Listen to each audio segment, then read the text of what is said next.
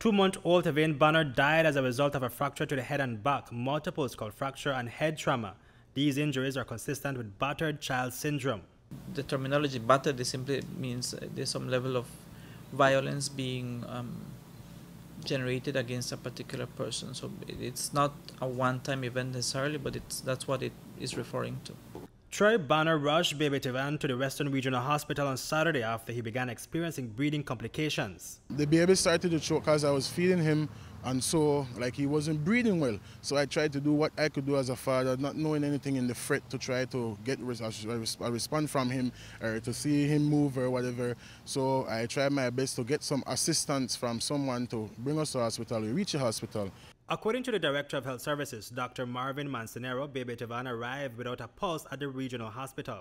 In this particular case, as I understand it, it is a police case because the initial report we got is that the child arrived without a pulse at the hospital. So once you're unable to resuscitate the child, technically the child may have died outside of the hospital. I mean, if he arrived without a pulse and you were not able to resuscitate the child.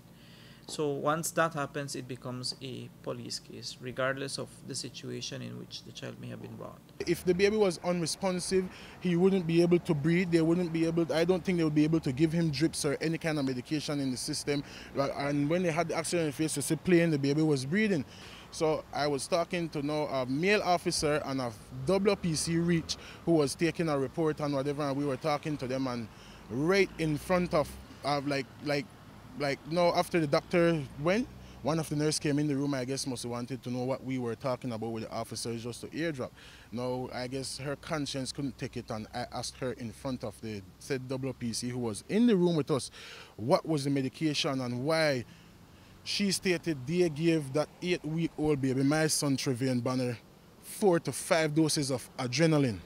Right, that they stated it was trying to get a heartbeat or to get the heart rate up or something, but with an adult, I think 4 to 5 doses of adrenaline will have our heart beating very, very rapidly. So for an 8-week baby, I really don't think that was right.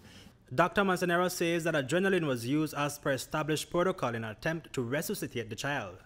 If adrenaline is being used, we are assuming that the child has basically no pulse, there is no palpable heartbeat, and that's the reason why you initiate your medications.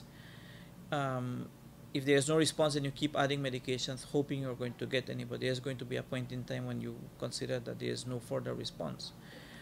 So the medications given, as were outlined in the report to us, would follow the established protocol in terms of trying to resuscitate somebody.